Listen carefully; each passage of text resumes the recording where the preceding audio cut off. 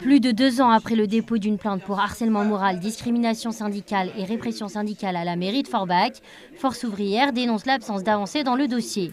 Parmi les plaignants, la secrétaire générale du syndicat FO de la ville.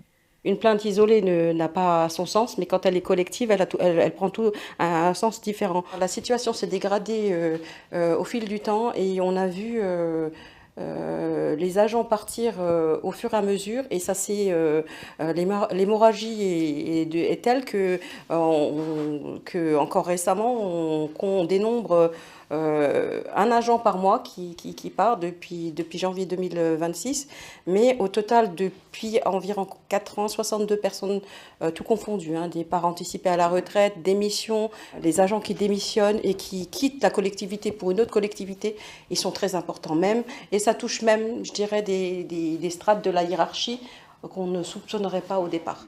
Selon le syndicat, l'attente devient difficile à comprendre. Force ouvrière affirme que le malaise perdure au sein de certains services municipaux.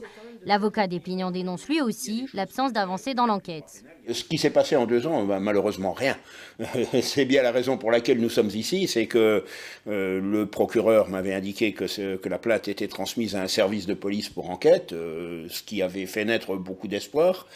Au bout de quelques semaines ou quelques mois, on a constaté que personne n'avait été entendu. On a adressé 1 ou 2 rappels.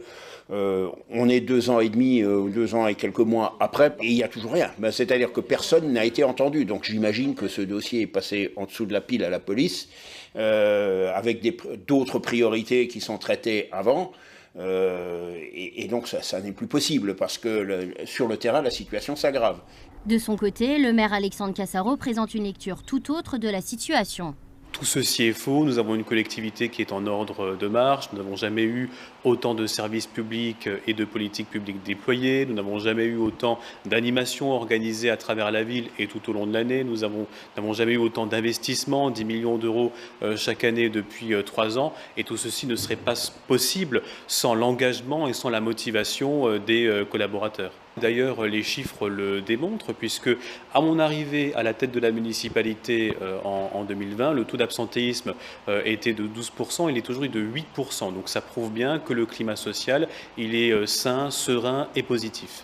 Ce que je retiens, c'est que ces plaintes ont été déposées suite à une sanction disciplinaire qui a été infligée à une responsable syndicale qui, dans le cadre de ses fonctions, a eu des comportements inappropriés vis-à-vis des usagers. Et donc cette action, elle démontre que nous avons une poignée d'agents qui confisquent le syndicat pour des intérêts personnels, alors que normalement un syndicat doit servir à défendre l'intérêt général et à défendre ses collègues et l'ensemble des collaborateurs de la collectivité.